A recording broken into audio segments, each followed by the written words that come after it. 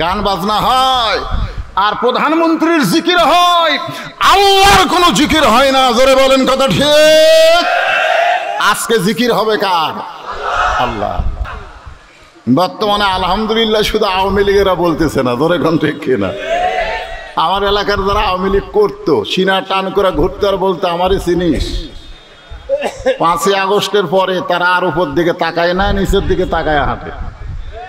জিজ্ঞাসা করলে কেমন আছেন ভাই, বলে নেত্রী যখন আমাদেরকে সাইরা পালায় গেছে কেমনে ভালো থাকা যায়? জোরে কোন ঠিক কিনা?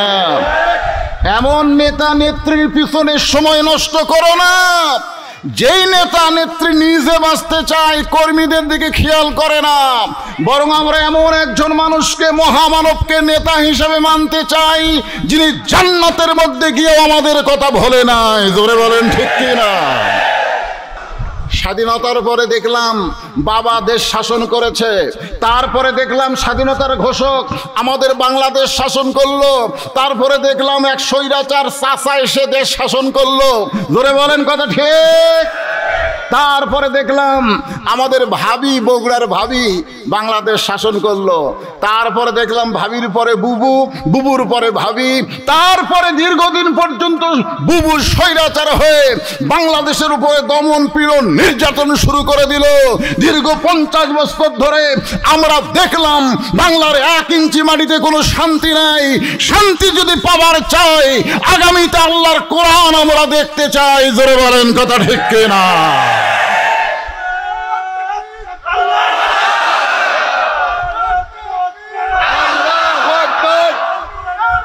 ফোন দিবেন, আমি হিন্দু মানুষ তো, আমাকে পরে আপনি ফোন দিয়ে কথা বলবেন।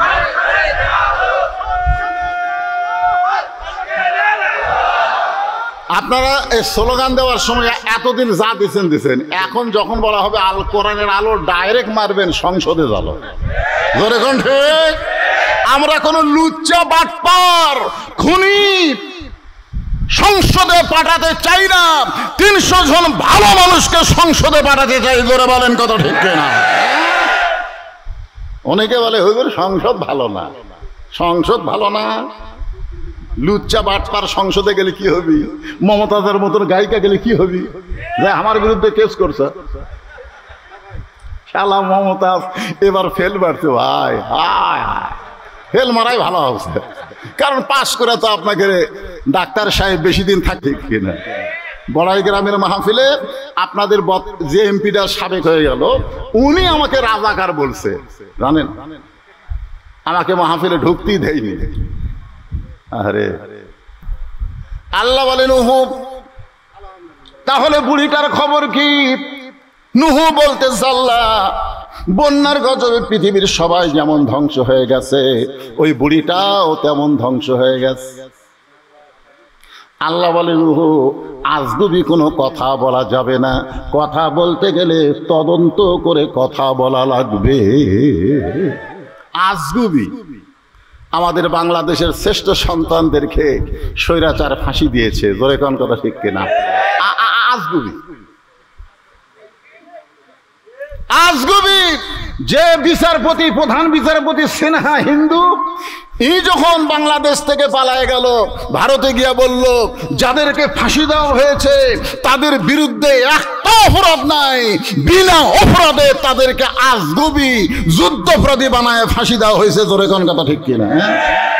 আজগুবি 116 জন আলেমের তালিকা করলো আজগুবি, যার ভিতর আমি আছি 18 নম্বরে। আজগুবি কোনো কথা বলা যাবে না। আল্লাহ বলেন নুহু, সবাই ধ্বংস হয়ে গেছে, বুড়িটাও ধ্বংস হয়ে গেছে, আজগুবি কোনো কথা বলা যাবে না। কথা বলতে গেলে তদন্ত করে কথা বলা লাগবে। জোরে কণ্ঠে। আজকে আল্লাহর কোরআন আপনাদের সামনে আছে না নাই? আপনারা তদন্ত করবেন। সামনে নির্বাচন আসতেছে, এই নির্বাচনে আজগুবি আমার ভোট আমি দিব, যাকে খুশি তাকে দিব। কি আমার ভোট আমি দিব, যাকে খুশি তাকে দিব। আল্লাহ কোরআনে বলেছেন ইন্নাল্লাহা ইয়ামুরুকুম আন তুআদ্দুল আমানাতি ইলা আহলিহা ওয়া ইযা হাকামতুম বাইনান নাস আন তাহকুমু বিল আদল। ভোট তোমার জন্য একটা আমানত, যাকে তাকে দিবার পারবে না। চোর ডাকাত বাটপারকে ভোট দিলে ও যত অপরাধ করবে ওর একলা পাপ হবে না, যারা ভোট দিয়ে নিতে বানাইছে তাদেরও সমান পাপ হবে। জোরে কোন কথা ঠিক কিনা? আজগুবি মাথায় টুপি দিছে, ভোটের আগে আমার এলাকার এক সিআরপি সাহেব ভোটের আগে এক আসরের নামাজই 4 বার পড়ছে। সেটি মানুষ দেখে সেটি নামাজ। আয় হায়। সঙ্গে সঙ্গে নূহ নবী তদন্ত করার জন্য বুড়িটার বাড়ির দিকে রওনা দিলেন। নূহ নবীর মনের মধ্যে সব ধ্বংস হয়ে গেছে, বুড়িটাও ধ্বংস হয়ে গেছে। তারপরও তদন্ত করতে গিয়ে দেখে বুড়ি তো দূরের কথা, বুড়ির বাড়িটাও পর্যন্ত কিছুই হয় নাই। রাখে আল্লাহ, মারে কে? তোমরা 41 বছর সময় নিছিলা। আজকে আমরা ফিলিস্তিন নিয়ে চিন্তা করতেছি। ফিলিস্তিনের মুসলমানেরা যে হারে জীবন দেওয়া শুরু করেছে, ওইখান থেকে আল্লাহ তাআলা ইমাম মেহেদীকে দুনিয়াতে প্রেরণ করবে। জোরে বলেন কথা ঠিক কিনা? কারণ কোন রক্ত ব্যথা যায় না। প্রথম শহীদ হলো আবু সাইদ। জোরে কোন কথা ঠিক কিনা? গোটা পৃথিবী দেখলো শহীদের চিত্র। আয় মার মার। যখন গুলি করলো তখন গোটা পৃথিবী দেখলো যে পুলিশ অন্যায়ভাবে একটা ভার্সিটির ছেলেকে, সন্তানকে, মেধাবীকে গুলি করে হত্যা করলো। তারপরে সবাই চিন্তা করলো মরাই যখন লাগবে, বাতিলের সঙ্গে আপোষ না, জীবন দিব। জোরে বলেন কথা ঠিক কিনা? পুলিশের আইজি বলেছে স্বরাষ্ট্রমন্ত্রীকে, ভিডিও প্রকাশ। কি করবো স্যার, একটাকে গুলি করি পড়ে যায়, ওই ফাঁকা জায়গা আর এক ঘন্টা দাঁড়ায়। এমনি এমনি স্বৈরাচারের পতন হয় নাই। ফিলিস্তিন মুসলমানের বিজয় আসবে। রক্ত যখন দেওয়া শুরু হয়েছে, মুসলমানের বিজয় দুনিয়াতে কেউ ঠকাতে পারবে না। জোরে বলেন কথা ঠিক কিনা?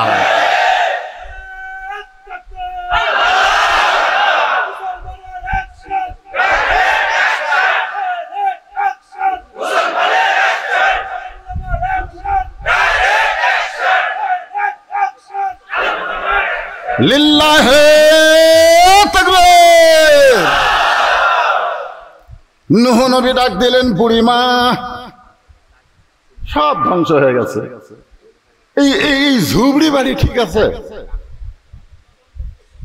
বুড়িমা, বুড়ি টোপলা নিয়ে হাজির। নূহ নবী বলে, বুড়িমা টোপলা কেন? বলে, তুমি যেদিন বলেছিলে যে বন্যা গজব আসলে আপনার হাত ধরে নৌকায় উঠাবো, আমি সেদিন থেকেই সাইদ হয়ে আছি। তার মানে বোঝা গেল লা তামুতুন্না ইল্লা ওয়া আনতুম মুসলিমুন। মুসলমান হয়ে যদি মরতে চাও, মরার আগে সাইজ হলে হবে না, আজ থেকে আমাদের সাইজ হয়ে থাকতে হবে। জোরে বলেন কথা ঠিক কিনা? যেই জালেম বাংলাদেশ থেকে বিদায় নিয়েছে, চট করে বাংলাদেশে ঢুকবে, আর আমরা তাকে বরণ করব না। দরকার হলো আয়না ঘরের মধ্যে চট করে ঢুকে দিব। জোরে বলেন কথা ঠিক কিনা? আমাদের সাইজ হয়ে থাকা লাগবে। সাইজ বেয়া সাইজ হলে হবে না। মনে করছে চলে গেছে, আর কি হবি রে? চলে গেছে জালেম। জালেমের দোসর রন্দে রন্দে বসে আছে। জোরে কোন কথা ঠিক কিনা?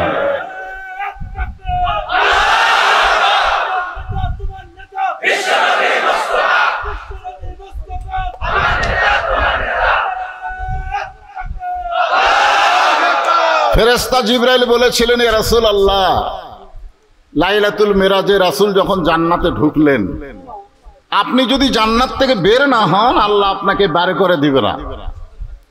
কারণ জান্নাতের শর্ত হলো সালামুন আলাইকুম তিবতুম ফাদখুলুহা খালিদিন। কেউ যদি একবার জান্নাতে প্রবেশ করে, তাকে আল্লাহ চিরস্থায়ীভাবে জান্নাতে থাকতে দেবেন। তা আপনি যদি জান্নাত থেকে বের না হন, আল্লাহ আপনাকে জান্নাত থেকে বের করে দিবে না। কারণ যে বছর রাসূল মেরাজ করেছেন ওই বছর রাসূলের জীবনে 3টা কষ্ট গেছে। রাসূলের তো সারা জীবনই কষ্ট, কিন্তু মেরাজের বছরে কয় কষ্ট? 1 নম্বর কষ্ট হলো চাচা আবু তালেব দুনিয়া থেকে বিদায় নিয়েছেন। 2 নম্বর কষ্ট হলো দরদের বিবি খাদিজা বিদায় নিয়েছেন। 3 নম্বর কষ্ট হলো তায়েফের ময়দানে কলেমার দাওয়াত দিতে গিয়ে রক্তাক্ত হয়েছেন। আল্লাহ রাসূল বললেন, জিবরাইল, যে কথা একবার বলে সেই কথার দ্বিতীয়বার বলো না। আমি নবী আমার জন্য নই, আমি নবী হলাম আমার উম্মতের জন্য। আপনারা বলেন তো, আমাদের নবী কি নিজের নবী? হযরত বেলাল বলেছিলেন, ইয়া রাসূলুল্লাহ, আপনি যখন কবরে যাবেন মুনকির নাকির আপনাকে কয়টা প্রশ্ন করবে? আল্লাহ রাসূল বললেন, বেলাল, তোমার ধারণা কি? বলে, হুজুর, আপনাকে আল্লাহ 2টা প্রশ্ন করবে। মুনকির নাকির কয় প্রশ্ন করবে? 2টা প্রশ্ন করবে। আল্লাহ রাসূল বললেন, কি 2 প্রশ্ন করবে? বলে, 1 নম্বর প্রশ্ন হলো মান রব্বুকা, আপনার রবকে। 2 নম্বর প্রশ্ন হলো আমার দীনুকা, আপনার দিন কি। 3 নম্বর প্রশ্ন আমার নাবিউকা, এটা করবে না, কারণ আপনি তো নবী। আল্লাহ রাসূল আফসোস করে বললেন, বেলাল, তোমাদের ভাগ্য কত ভালো, তোমাদের নবী আছে, আর আমার ভাগ্য কত খারাপ, আমার কোনো নবী নাই। কারণ নবীদের কাজই হলো তার উম্মতদেরকে সুপারিশ করে জান্নাতে নিয়ে যাওয়া। জোরে বলেন ঠিক কি না? সব নবী পারবে না। শুধুমাত্র আমরা যাকে নেতা হিসাবে, নবী হিসাবে কবুল করেছি, একমাত্র ক্ষমতা আল্লাহ তাকে দিয়ে দিবেন। এই জন্য রাসূল বললেন, আমি জান্নাতে প্রবেশ করেছি আমার জন্য না, আমার উম্মতের জন্য। আল্লাহ কেমন জান্নাত বানাইছে শুধু দেখার জন্য। আমি সেই দিন জান্নাতে প্রবেশ করব যেদিন আমার সমস্ত উম্মতেরা জান্নাতি হবে। এখন আপনারা বলেন, কোন নেতার চামচামি করবেন? হ্যাঁ, যে নেতা বিপদে পড়লে পালায়া যায় সেই নেতার চামচামি করে কোনো লাভ নাই। বরং এমন একজন মহামানবকে আমাদের নেতা হিসাবে কবুল করতে চাই, যিনি জান্নাতে গেলেও আমাদের কথা ভোলে নাই। তিনি হলেন মুহাম্মাদুর রাসূলুল্লাহ। সকলে বলি সাল্লাল্লাহু আলাইহি ওয়াসাল্লাম। আমরা আজকের এই কোরআনের মাহফিলে যে আয়াতে কারিমা তেলাওয়াত করেছি এর উপরে আমার আলোচনা হবে, খুব খেয়াল করবেন। ফাযকুরুনি আযকুরকুম ওয়াশকুরুলি ওয়ালা তাকফুরুন। এর বাংলা অর্থ হলো যে আল্লাহর জিকির করে, আল্লাহও তার জিকির করেন। এই জিকির মানে কোন জিকির? আমাদের বাংলাদেশে একটা জাকের পার্টি আছে। জোরে কোন কি পার্টি আছে না? নাই। আমার দয়াল বাবার দরবারেতে কেউ ফিরে না খালি হাতে। এই জিকির, এই জিকির, এখানে জিকির শব্দের অর্থ হলো স্মরণ করা। কেউ যদি আল্লাহকে স্মরণ করে, আল্লাহ তাকে স্মরণ করবেন। অশকুরুলি, একমাত্র শুকুর গুজার করতে হবে কার? ওয়ালা তাকফুরুন, আল্লাহর সঙ্গে কুফরি করা যাবে না। আমার জামাত ইসলামের ভাই সামান্য সময় বক্তব্যের মধ্যে একটা কথা বলেছেন, কুল জাল হক ওয়া যাহাকাল বাতিল ইন্নাল বাতিলা কানা যাহুকা। এবং একেবারে শেষে বলেছেন, রাসূল হিজরত করার পরই মদিনাতে গিয়ে একটা মসজিদ নির্মাণ করেছেন। জোরে কোন ঠিক কিনা? একটা মসজিদ করছে, আর আমাদের সাবেক প্রধানমন্ত্রী 560টা করেছে। জোরে কোন ঠিক কিনা? নাম হলো মডেল মসজিদ। এর নেতারা বলতো যে হুজুররা দেখবার পারে না। বিশ্ব ইজতেমার জন্য টঙ্গীতে জায়গা দেওয়া হলো, ইসলামী ফাউন্ডেশন করা হলো, এতগুলো মসজিদ বানানো হলো, এরপরেও আমাদের নেত্রীকে আলেমরা দেখতে পারে না। কারণ কি? আমি এক নেতারে বলছিলাম, এক মসজিদ না, দুই মসজিদ না, 1 কোটি মসজিদ বানায় কোনো লাভ নাই যদি মসজিদের মধ্যে মুসল্লি না তৈরি করা হয়। জোরে বলেন কথা ঠিক কিনা? মসজিদ বানায় কি হবে? মসজিদের ভিতরে কি করা লাগবে? নামাজ।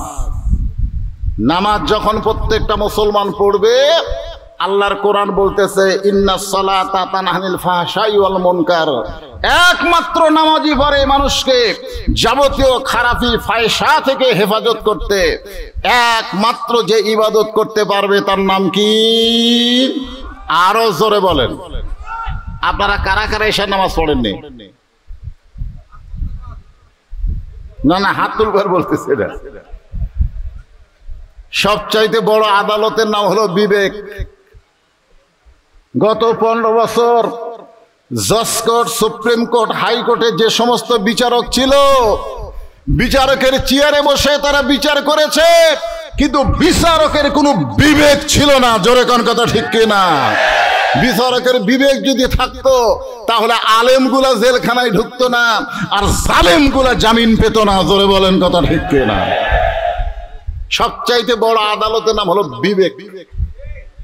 আপনার বিবেক কি প্রশ্ন করেন? এশার নামাজ না পড়ে যারা ওয়াজ শুনতেছেন, ফজরের আগ দিয়ে যদি মৃত্যু হয়ে যায়, দুনিয়ার সমস্ত মুসলমান আপনার জানাজায় শামিল হলেও আপনি জান্নাতে যাবার পারবেন না। আর এশার নামাজ আদায় করার পরে ফজরের আগে যদি আপনি মরে যান, জানাজা ছাড়া যদি আপনাকে কবর দেওয়া হয়, এশার নামাজের ওসিলায় আল্লাহ পাক আপনাকে জান্নাত দিয়ে দিবে। জোরে কোন ঠিক কি না? এই জন্যে আমি আপনাদেরকে সুন্দর করে বলতেছি, আপনারা সকলে কেমন আছেন? আলহামদুলিল্লাহ। অনেকদিন পর গুরুদাসপুরে ওয়াজ করার সুযোগ পাইছি, খারাপ থাকার চান্স আছে? যে আল্লাহ দয়া করে রহম করে আমাদেরকে এই গভীর রাত্রে পৃথিবীর শ্রেষ্ঠ জায়গা কোরআনের মাহফিলে কবুল করেছেন, আমরা সে আল্লাহর উপর খুশি না বেজার? তাহলে সকলেই বলবেন রব্বানা লাকাল হামদ হামদান কাসীরান তাইয়িবান মুবারাকান ফীহি। আল্লাহর প্রশংসার সাথে সাথে আমরা নবীর প্রতি আরেকবার দরুদ পড়ছি। সকলে বলি সাল্লাল্লাহু আলাইহি ওয়াসাল্লাম। আল্লাহর মস্ত বড় একজন পয়গম্বর ছিলেন, নাম হলো নূহ নবী। জিকিরের আলোচনা শুরু করলাম, একটু মনোযোগ দিয়ে শুনবেন। শুকনা জায়গায় একটা নৌকা বানাইছেন। জোরে কোন কি বানাইছেন? আরো জোরে, জোরসে বলুন।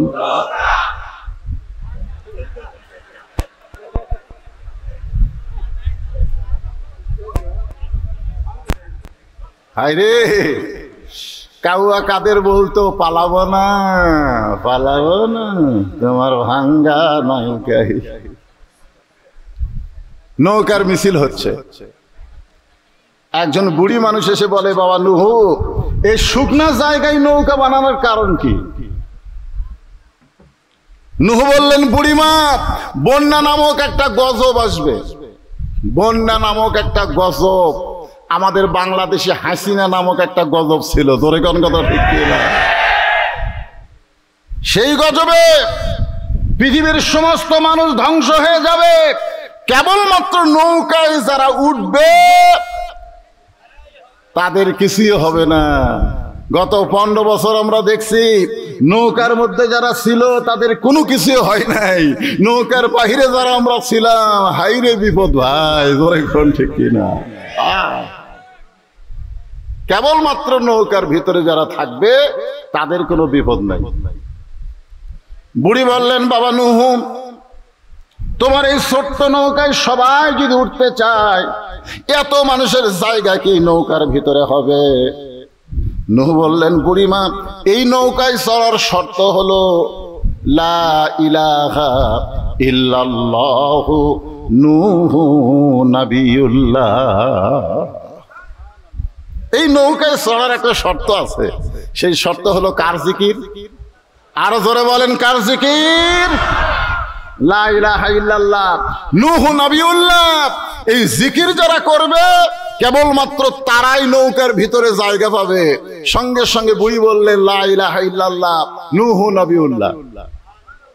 নূহ নবী বললেন, বুড়িমা আপনার আর কোনো টেনশন নাই, মনোযোগ দিয়ে শুনবেন, আপনার আর কোনো টেনশন নাই। বন্যা নামক গজব যখন আসবে আমি আপনার হাত ধরে নৌকায় উঠাবো। সঙ্গে সঙ্গে বুড়ি বললেন আলহামদুলিল্লাহ। আসলে প্রশংসা করা লাগতো কার? আল্লাহ। যে হাত ধরে নৌকায় উঠাবে তার প্রশংসা করা লাগবে। বাবা নূহ, তুমি অত্যন্ত ভালো মানুষ, বন্যা গজবে তুমি আমাকে হাত ধরে নৌকায় উঠাবা। কিন্তু বুড়ি নূহ নবীর প্রশংসা না করে প্রশংসা করেছে কার? আমরা দীর্ঘদিন এত প্রশংসা করছি ভাই, ভয়ের ঠেলায় বক্তা মোনাজাতের মধ্যে পর্যন্ত বলেছে রব্বানা আতিনা ফিদ দুনিয়া হাসিনা। কারণ হাসানা বললেই বিপদ, হাসিনা বলা লাগবে। ধরে কোন ঠিক? আয় আয় আয়। বন্যা গজব শুরু হয়ে গেল।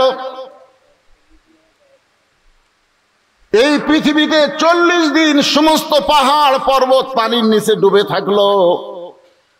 এক সময় বন্যার পানি কমে গেল, ওই নৌকাটা যদি পর্বত এসে ভিড়ে গেছে। আল্লাহ ডাকতে বলে নূহ রে, নৌকার খবর কি? নূহ বলতেছে আল্লাহ, নৌকার ভিতরে যারা জীবিত আছে তারা, নৌকার বাইরে যারা ধ্বংস হয়েছে তারা। আল্লাহ কয় নূহ ওই বুড়িটার খবর কি? নূহ বলতেছে আমার মনি নাই। নূহ বলতেছে আমার কি নাই? মনি নাই। দেখেন, বিপদে পড়লে একটা নবী পর্যন্ত বুড়ির কথা ভুলে যায়। আর সেই বিপদে আপনারা পীর ধরছেন, পীর ধরছেন। বলে হুজুর আমার কোনো টেনশন নাই, আমি পীর ধরছি। আরে পাগলা, বিপদে পড়লে হাসিনা তার বুনকলিয়া পালায়, ধরে আর লাভ নাই। একমাত্র ধরতে হবে জিকিরের মাধ্যমে আল্লাহকে। জোরে বলেন ঠিক। এই জন্য আল্লাহ বলেছেন ইন্না নাহনু নাযালনা যিকরা ওয়া ইন্না লাহু লাহাফিজুন। আমি আল্লাহ এই কোরআনকে জিকির হিসাবে নাজিল করেছি। এই কোরআনকে হেফাজতের দায়িত্ব একমাত্র আল্লাহ নিয়েছে। ধরে কাল সুবহানাল্লাহ। সাইদ হওয়া লাগবে। এই জন্য আল্লাহ বলেন ইয়া আইয়ুহাল্লাযীনা আমানুত্তাকুল্লাহা হাক্কা তুকাতিহি ওয়া লা তামুতুন্না ইল্লা ওয়া আনতুম মুসলিমুন। কিন্তু যেদিন ডাক পড়িবে কবর মাঝে যাইতে, জোগাড় কিছু করছো বন্ধু তার মাঝে বিছাইতে। যে কোনো সময় আমাদের মৃত্যু ডাক আসবে। জোরে কোন ঠিক কিনা? তাহলে সাইজ হওয়া লাগবে, সাইজ। এখন মৃত্যুর যে সাইজ হতে ইমানের পরে 1 নম্বর যে আমল তার নাম হলো নামাজ। আপনি যদি নামাজ না পড়েন, তাই হুজুর আমরা জুম্মার নামাজ পড়ি, হুজুর মসজিদ করা হচ্ছে। আমি বাংলাদেশের অনেক মসজিদ দোতলা দেখছি, 3 তালাও দেখছি। আমি মসজিদ কমিটিকে বলছি ভাই এই 3 তালা পর্যন্ত কি মুসল্লি হয়? হয় হুজুর, মুসল্লি আটে না দেখেই তো 2 তালা থেকে 3 তালা। আমি বললাম ফজরের খবর কি? ফজরে তো 1 কাতারই হয় না, 3 তালা তো দূরের কথা, 1 কাতারই হয় না। জোহরের খবর কি? বড় জোর 2 কাতার। আসরের খবর কি? কয় ফজরেরই মতো। মাগরিবের খবর কি? 3 কাতার হয় হুজুর। এশার খবর কি? কয় ফজরও যা এশাও তাই। তো মসজিদের মধ্যে কয় কাতার? কয় 12 কাতার। তো 12 কাতারের 3 কাতার মুসল্লি হয় না, 3 তালা করছো কেন? বলে ওই যে জুমার দিন সবার শেষে এসে আগে যায়, ওই শালাকের জন্য 3 তালা। জুমার দিনে সবার শেষে এসে আগে যায়, ওর জন্য 3 তালা। এখন আপনারা বলেন যারা 5 ওয়াক্ত নামাজ বাদ দিয়ে শুধুমাত্র জুমার নামাজ পড়েন, তাদেরকে যদি আল্লাহ বলে ঠিক আছে লা তাকনা তুমি রাহমাতুল্লাহ, আমার রহমত থেকে তোমরা নিরাশ হয়ে না, শুধু জুম্মা পড়ার কারণে আমি তোমাদেরকে জান্নাত দিয়ে দিলাম, যাও। জুম্মা পার্টিরা খুশি হয়ে জান্নাতের কাছে দৌড় দেবে, যাই দেখবে জান্নাতের দরজার বিশাল একটা তালা। তো বলবে আল্লাহ আপনি আমাকে জান্নাত দিলেন, জান্নাতের দরজার তালা কেন? আল্লাহ বলতেছে চাবি তোমাকে কাছেই আছে, খুঁজে দেখো। ওরা খুঁজে দেখবে একটা চাবি আছে, চাবিটা তালার মধ্যে ঢুকবে কিন্তু ঘুরবি না। আল্লাহ তেল তালা চাবি তালার মধ্যে ঢোকে কিন্তু ঘরে না। আল্লাহ বলে তালার মধ্যে 5টা দাগ আছে, তোমাকে চাবির মধ্যে 5টা দাগ থাকা লাগবে, দাগে দাগে মিল হবে, কুট্টুস করে খুলে যাবে। তখন জুম্মা পার্টি বলবে আল্লাহ কিসের দাগ? আল্লাহ বলবে 5 ওয়াক্ত নামাজের দাগ। এই জন্য 5 ওয়াক্ত নামাজ যার আমলে নাই তার জান্নাত দেখা হবে কিন্তু ঢোকার চান্স হবে না। জোরে কোন কথা ঠিক? এখন আপনারা কারা কারা জান্নাত দেখবেন, ঢুকবেন না? মসজিদের সবচাইতে বড় উন্নয়ন হলো মসজিদে মুসল্লি কালেকশন করা। জোরে কোন কথা ঠিক কি না? 560টা মসজিদ বানাচ্ছে, মডেল মসজিদ, মসজিদে মুসল্লি নাই। শুধু মসজিদ বানালে হবে না, মুসল্লি ভরপুর করতে গেলে বর্তমান বাংলাদেশের আইন দিয়ে মুসল্লি বাড়বে না। মুসল্লি বাড়াতে গেলে আল্লাহর কোরআনের আইন লাগবে। জোরে বলেন ঠিক? আল্লাহ বলেছেন আল্লাযীনা ইম্মাক্কান্নাহুম ফিল আরদ, মুসলমানের মধ্যে কেউ যখন ক্ষমতার চেয়ার পাবে তার 1 নম্বর দায়িত্ব হলো পদ্মা সেতু নির্মাণ করা। 1 নম্বর দায়িত্ব হলো বাল্য বিয়া বন্ধ করা। আমার এলাকার এক নেতা মঞ্চে আসলেই বলে বাল্য বিয়া বন্ধ করো, বাল্য বিয়া চলবে না। আমি কইলাম বাল্য বিয়া হারাম না, কিন্তু বাল্য প্রেম বন্ধ করা লাগবে। জোরে কোন কথা ঠিক কি না? মাদক মুক্ত যুবক গঠন করা, এগুলা কাজ, কিন্তু 1 নম্বর কাজ না। 1 নম্বর কাজ হচ্ছে আকামুস সালাত, নামাজ কায়েম করা। জোরে কোন ঠিক কিনা ভাইজান? একটু মনোযোগ দিয়ে শুনবেন। আল্লাহ কোরআনে বলেন ইযা নুদিয়া লিস-সালাতি মিন ইয়াউমিল জুমআ ফাসআউ ইলা যিকরিল্লাহ ফাযকুরুনি আযকুরকুম ওয়াশকুরুলি ওয়ালা তাকফুরুন। নূহ নবী বলে বুড়িমা টোপলা নিয়ে রেডি হয়ে আসো, বলে যে কোনো সময় বন্যা গজব আসবে, আর তুমি যদি আমাকে ডাক দাও বাবা, এই টোপলা সাইজ করতে যদি আমার দেরি হয়ে যায় তাহলে বন্যা গজবে আমি শেষ হয়ে যাব। নূহ বলে বুড়িমা বন্যা হয়ে গেছে, বন্যা হয়ে গেছে। তুমি এমন কি আমল করো যে আমল করার কারণে আল্লাহ তোমার ঝুবড়ি বাড়িও কিছু করে নাই, এমনকি তোমার কোনো ক্ষতি হয় নাই, গোটা দুনিয়া ধ্বংস হয়ে গেছে। বুড়িমা তুমি এমন কি আমল করো? বুড়ি কান্দার বলে নুহুরে তুমি যেদিন বলেছিলে বন্যা গজবে আমার হাত ধরে নৌকায় তুলবা, তুমি বলো তো সেই দিন আমি জিকির করেছি কার? কারণ আমার বিশ্বাস দুনিয়ার সবাই সবাইকে ভুলতে পারে, কিন্তু আমার আল্লাহ কোনোদিন কাউকে ভুলবে না। যে আল্লাহ কোনোদিন বান্দা বান্দিরে ভুলবে না, আমরা সে আল্লাহর জিকির করতে চাই। জোরে বলেন ঠিক কি না?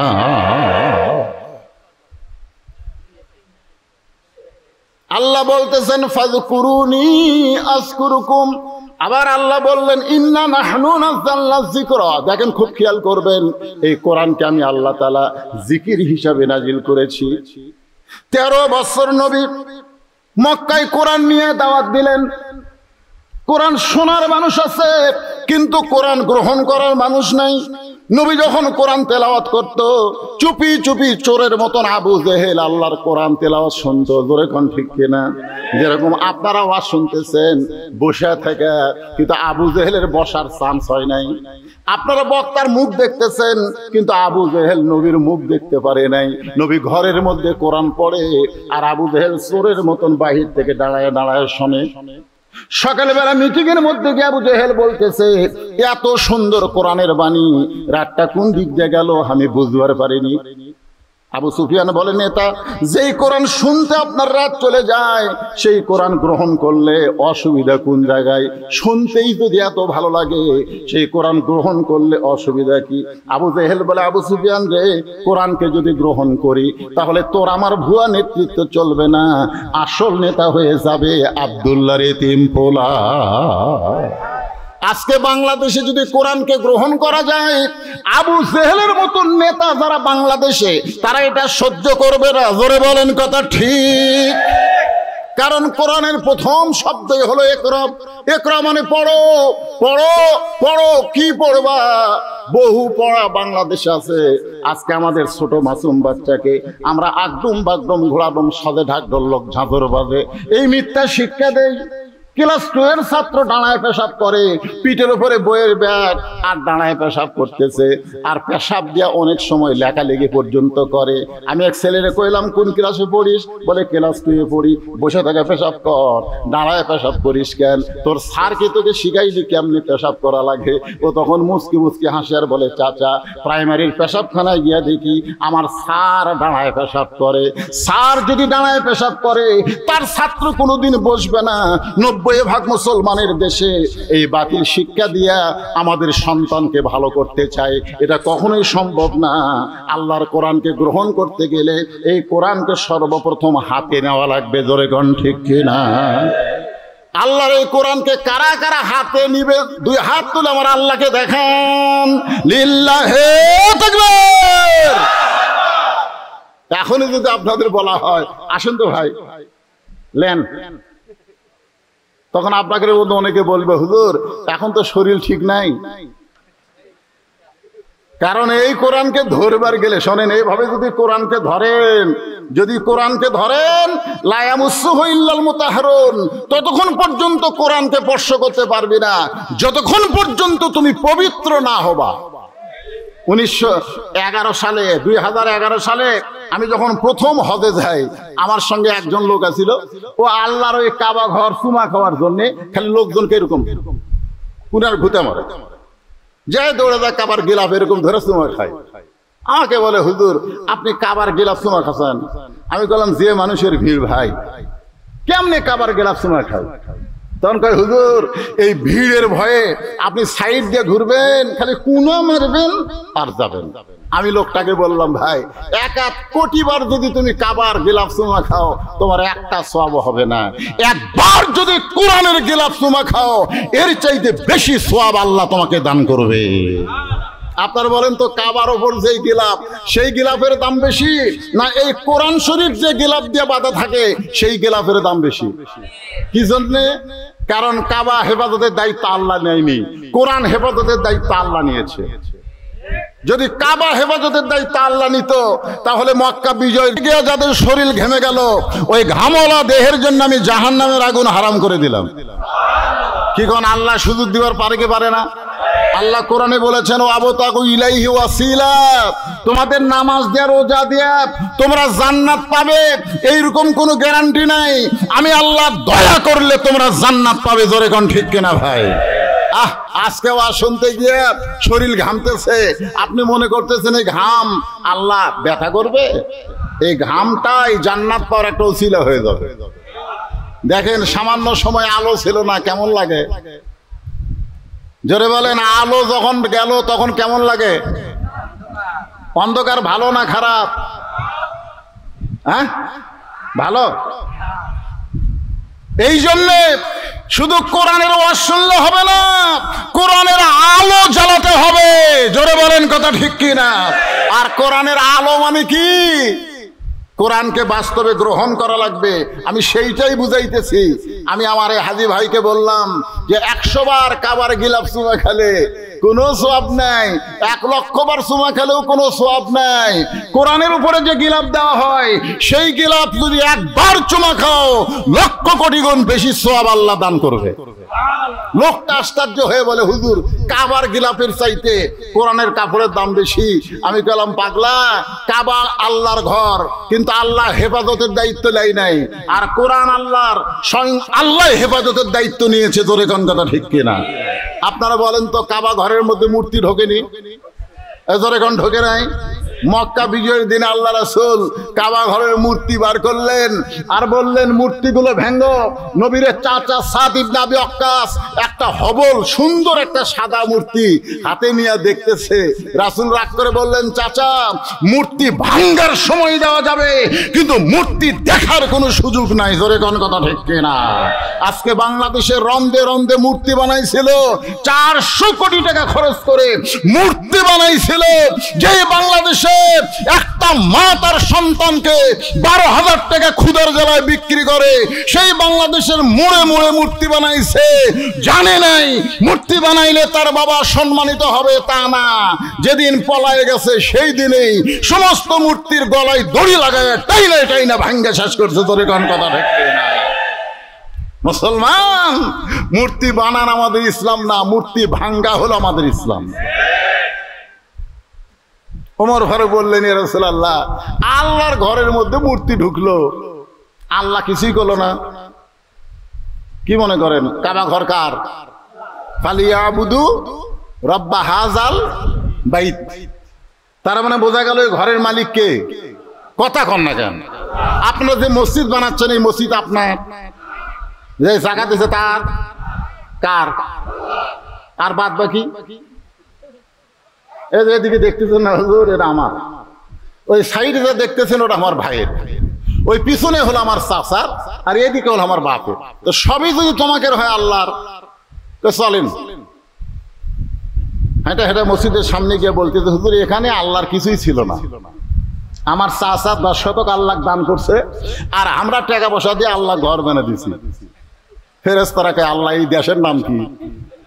যেই দেশে তোমার কিছুই নাই, ওর চাচা 10 শতক দান করলে তোমার হয়, আর ওরা টাকা পয়সা দিয়ে ঘর বানায় দেয়, এই দেশের নাম কি? আল্লাহ বলে, এই দেশের নাম হলো বাংলাদেশ।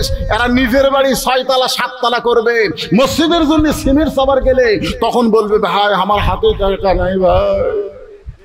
দুই কান্দের দুই ফেরেশতা বলে, শয়তান, যে বাড়িতে তোর থাকার গ্যারান্টি নেই সেটা 6 তলা বানালি, আর আল্লাহর ঘরে তুই 2 বস্তা সিমেন্ট দিবার পারিস না, তোর কান্দুর থেকে লেখমো কি? জোরে কোন কথা ঠিক কি না? চিন্তা করে দেখেন, বিল্ডিং বানাচ্ছে কোটি কোটি টাকা খরচ করে। আপনারা বলেন তো, বাংলাদেশের কোন বাড়ি বানাতে আপনি মাইকিং করছেন, ভাই আমি বাড়ি বানাতে গিয়ে আমার 100 বস্তা সিমেন্ট লাগবে, তোমাদের কাছে আমি দান চাই? কোনদিন মাইকিং করছেন? তাহলে নিজের বাড়ি আপনি করতে পারেন, আর আল্লাহর ঘর করতে গিয়ে কত কষ্ট আমাদের করতে হয়। একটু মনোযোগ দিয়ে শুনবেন। শুধু মসজিদ আল্লাহর নয়, গোটা বাংলাদেশ আল্লাহর। যেদিন বিশ্বাস করবেন মসজিদও যার, বাংলাদেশও তার, সেদিন শুধু মসজিদ ভালো হবে না, মসজিদের সাথে সাথে গোটা বাংলাদেশ ভালো হয়ে যাবে। জোরে কোন কথা ঠিক কিনা? আজকে মসজিদের মধ্যে আওয়ামী লীগ, বিএনপি, জাতীয় পার্টি, জামাত কাতার সোজা করতেছে। আমি আমার এলাকার এক মসজিদের মধ্যে আসরে নামাজ পড়বার যাই, দেখি 3 জন মুসল্লি, একটা হুজুর নাই। ওরা খালি ঘড়ি দেখতেছে আর হুজুর খুঁজতেছে। আমি ঢুকলি আমাকে ইমাম বানায় দিবে। আমি চিন্তা করলাম, দেখে নামাজের সময় চলে যাক, তোরা কি করে? দরজার ফাঁকে দাঁড়ায় থাকে, দেখি ওরা 3 জন বলতেছে, ভাই আজকে আসরের নামাজের ইমামতি করবি কে? আমি খেয়াল করে দেখি, একজন জামাত ইসলাম করে, একজন বিএনপি করে, একজন আওয়ামী লীগ করে। আওয়ামী লীগ বলতেছে, ভাই জামাত ইসলাম তুই যা। জামাত ইসলাম বলতেছে, তোর দল ক্ষমতা আছে, তুই যা। তখন বলে, ভাই আমি নামাজ পড়ি রে, জীবনে পড়াবার পারি না। তো বিএনপি কে বলতেছে, তুই যা। বলে, আমি আকামত দিবার পারবো ভাই, কিন্তু সামনে কি করা লাগবে আমার জানা নেই। তখন জামাত ইসলাম বলতেছে, তাহলে আমি যাই। আপনারা বলেন তো, যাই মসজিদের মধ্যে ইমামতি করতে পারে, সমাজের মধ্যে তাকে নেতৃত্বর আসন দিতে হবে। জোরে বলেন কথা ঠিক কিনা? তুমি বেটা মসজিদের ইমামতি করার পারো না, তুমি সমাজের নেতা হওয়ার চাও, তোমার দিয়ে সমাজের 1 ইঞ্চি জায়গায় শান্তি হবে না। এই জন্য শুধু মসজিদ ভালো করলে হবে না, মসজিদের শিক্ষা সমাজের মধ্যে নেওয়া লাগবে। এসপি সাহেব সামনে কাতারে দাঁড়ায় দেখে একজন মুসল্লি লাগবে, একজন মুসল্লি, তাছাড়া কাতার পুরা হচ্ছে না। পিছন দিকে তাকায় দেখে দরজার বাইরে চৌকিদার খাড়া হয়ে আসে। এসপি ডাকতেছে, আয় আয়। চৌকিদার বলে, না স্যার, না স্যার, আপনি এসপি, আমি চৌকিদার। এসপি বলতেছে, ওটা বেড়ার কথা রে, ভিতরের কথা। আয়। চৌকিদার আসবার চায় না, এসপি নিজে জায়গা ছাইয়ে যায়, চৌকিদারের হাত ধরে বলতে তোমার কথা শুনিস না কে? মসজিদের মধ্যে নিয়ে কে বলতেছে আমার পায়ের গোড়ালির সঙ্গে গোড়ালি মিল করে খাড়া হ। চৌকিদার বলতে স্যার আমার গোড়া ফাটা, আপনার তেল ফেলা। যদি রুকু সেই তো একবার ঘোষণ খায়। এসপি বলতে চৌকিদার রে, কাতারবদ্ধ হতে গেলে আমি এসপি, তুই চৌকিদার নাম, আমরা দুই ভাই। মসজিদের মধ্যে যেমন ভাই, সমাজের মধ্যে তেমন ভাই হলে এই সমাজে কোনোদিন অন্যায় হতে পারে না। জোরে কোন কথা ঠিক না? মসজিদের মধ্যে ধনী গরিব একসাথে দাঁড়াবে। তুমি দুপুরের ভাত খাইয়া খিলাল করতে করতে ঢেকুশ মারতে মারতে তুমি খাড়া হলে, তোমার ডান পাশে একজন 2 দিন হলে না খায় আছে, তোমার ভুঁড়ি উঠছে, তার ভুঁড়ি ডাবা। খালি কাতার সোজা করলে হবে না, ভুঁড়িও সোজা করা লাগবে। ধরে কোন কথা ঠিক না? নামাজের মাধ্যমে সব শিক্ষা আছে। এই জন্যে কোরআন থেকে যখন কেউ নেতা হবে, 1 নম্বর দায়িত্ব হলো নামাজ কায়েম করা লাগবে। ধরে কোন কথা ঠিক না? আর সে নামাজ কায়েমের জন্য মসজিদ। আল্লাহর বান্দারা আযকুরুনি আযকুরকুম ওয়াশকুরুলি ওয়ালা তাকফুরুন। এখন আলোচনা চলতেছে, ইন্না নাহনু নাযালনা যিকরা ওয়া ইন্না লাহু লাহাফিজুন। এই কোরআন হলো আল্লাহর জিকির। জোরে বলেন কার জিকির? আরো জোরে বলেন কার জিকির? কোরআন হেফাজতের দায়িত্ব কার? আজকে হাদিসের মধ্যে ভুল পাওয়া যায়, এই জন্য আহলে হাদিসেরা বলে এই হাদিসগুলা ঠিক না, এইগুলা হাদিস হলো মওযু হাদিস। কিন্তু আজ পর্যন্ত বাংলাদেশে এই কোরআনের মধ্যে কোনো ভুল পাওয়া, কারণ কোরআনের প্রথমেই আল্লাহ বলেছেন জালিকাল কিতাবু লা রাইবা ফি হুদাল লিল মুত্তাকিন। কোনো সন্দেহ আছে? তাহলে সবাই আল্লাহ আকবার বলেন না কেন? বাংলাদেশে 2টা বড় দল, এরা আল্লাহ আকবার কয় না। কয়? আপনি আওয়ামী লীগের মধ্যে কোনোদিন আল্লাহ আকবার শুনছেন? যদি আওয়ামী লীগের কোন কর্মী মিছিলের মধ্যে নারে তাকবীর বলে, আপনারা বলেন তো কর্মী থুবি? বিএনপির মধ্যে কেউ যদি আল্লাহ আকবার বলে, সালাউদ্দিন কাদের চৌধুরীর ছেলে হুম্মাম কাদের, ও অবস্থিটা গাঙ্গে তো আল্লাহ আকবার কইছিল, তাই বিএনপিরা বলে এটা তো হামাকের স্লোগান লয় রে। তা আপনারা কি আওয়ামী লীগ বিএনপির লোক নাকি? এই কোরআনের মাহফিলে এসে কোরআনে বলা হচ্ছে জালিকাল কিতাবুল লা রাইবা ফি হুদাল লিল মুত্তাকিন। এই কিতাবের মধ্যে কোনো সন্দেহ নাই। এই আয়াত শোনার পরে যারা আল্লাহ আকবার বলতে পারে না, তাদের মুখে কলেমার উচ্চারণ হবে না। জোরে কোন কথা ঠিক না? আপনারা বলেন সন্দেহ আছে? কোনো সন্দেহ নাই। আল্লাহ বলেছেন হুদাল লিল মুত্তাকিন। পাইকারি হারে সবাই হেদায়েত পাবে না, কেবলমাত্র যারা মুত্তাকি হবে। আর মুত্তাকির বৈশিষ্ট্য আল্লাহ বলতেছেন আল্লাযীনা ইউমিনুনা বিল গায়ব, অদৃশ্যের প্রতি বিশ্বাস স্থাপন করা। আপনারা আল্লাহ দেখছেন নাকি? দেখছেন? আপনার ভিতরে যে জীবন আছে, এই জীবন কোনোদিন আপনারা দেখছেন? দেখেননি? তাহলে আল্লাহ যে একজন আছে এটা কি অনুভব করা যায়? কি মনে করতেছেন? এত পুলিশ গুলি করলো, র্যাব গুলি করলো, আর্মিরাও এক সময় গুলি করতে করতে তারা বলল আর গুলি করব না। 1 ঘন্টা টাইম চাইলো, সেনাপতি তাকে 45 মিনিট টাইম দিল। রান্না করা ভাত পর্যন্ত ভাগ্যে জুটলো না। আল্লাহ আছে না নাই? এ জোরে বলেন আছে না নাই? বিশ্বাস করতে হবে। মুত্তাকির 1 নম্বর বৈশিষ্ট্য হলো আল্লাযীনা ইউমিনুনা বিল গায়ব, অদৃশ্যের প্রতি বিশ্বাস স্থাপন করা। 2 নম্বর বৈশিষ্ট্য হলো ইয়াকিমুনাস সালাত, নামাজ কায়েম করা। এখন আপনারা যেইভাবে মসজিদ করলেন, মসজিদের জন্য সব হয়ে গেছে, পিলার হয়ে গেছে মসজিদের জন্য, টাকা কালেকশন হয়েছে, সিমেন্ট কালেকশন হয়েছে। আমাকে বলছে হুজুর কিছুই লাগবে না, শুধু মসজিদের জন্য ছাদ করার নাকি করার 4 টন রড লাগবে। আল্লাহর ঘরের জন্য 4 টন রড লাগবে।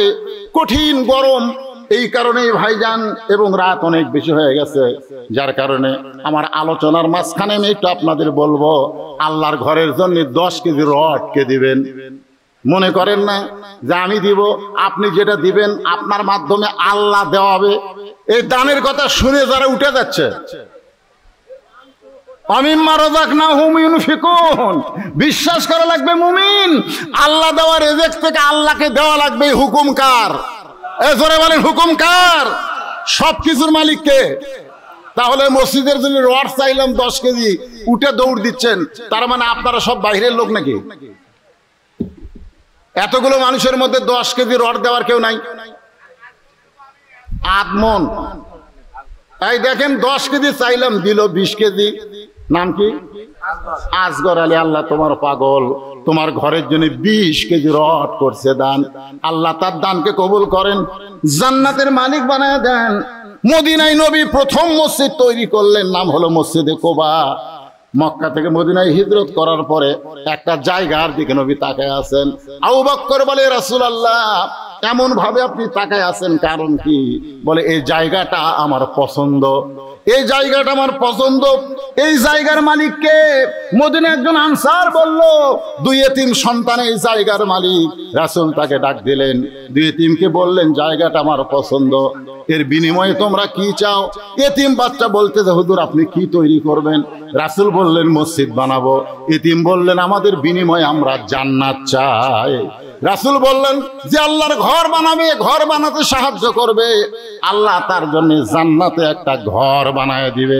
সেই মসজিদের জন্য রড চাইলাম, চাওয়া মাত্র সব উঠে দৌড় দিচ্ছেন। তার মানে বোঝা গেল আপনারা ওয়াজ শুনবেন আবু জেহেলের মতন, সামিনা ওয়া তাআনা, ওয়াজটা কবুল করবেন না, গ্রহণ করবেন না, না দান করেন, বসে থাকেন, বসে থাকেন। কিন্তু যারা দিচ্ছে তাদেরকে দেওয়ার মতন একটা সুযোগ করে দিবেন। ভাই কি দিল? মাশাআল্লাহ, 10 কেজি রড, এর সঙ্গে 1 বস্তা সিমেন্ট করছে দান। আল্লাহ দানকে কবুল করেন।